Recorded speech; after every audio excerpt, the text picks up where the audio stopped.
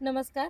आज आपण आलो आहोत गुलाबाच्या प्लॉटमध्ये आणि हा प्लॉट बघितल्यानंतर इतका मिरॅकल रिझल्ट आपल्या प्रोडक्टचा येऊ शकतो आणि जैविक शिवाय शेताला पर्याय नाही हे दाखवणारा हा एक आज रिझल्ट आहे. तर शेतकऱ्याला खरंच कसा रिझल्ट आला हे आज आपण त्यांच्याच तोंडून ऐकूयात. सर, प्लॉटला आधी काय झालं होतं आणि आताची सिच्युएशन काय?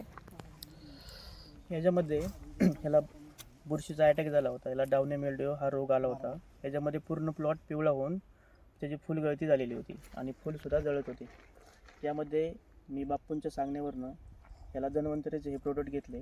त्याच्यामध्ये जमिनीतनं मायक्रोरीच, RPS, म्हणजे कंटिन्यू स्प्रे, फ्लोरीज हे स्प्रे घेतल्यानंतर प्लॉटला मला एकदम असा खूप छान रिझल्ट आलेला आहे. आपण बघू शकतो नवीन हेल्दी शूट्स निघालेले आहेत. कळ्यांची संख्या पण भरपूर आहे आणि फुल बघू शकता आपण. फुलाची क्वालिटी, फुलाचे जो आपल्याला साईज हवी आहे ती एकदम सुंदर रिझल्ट त्यांना आलेला आहे.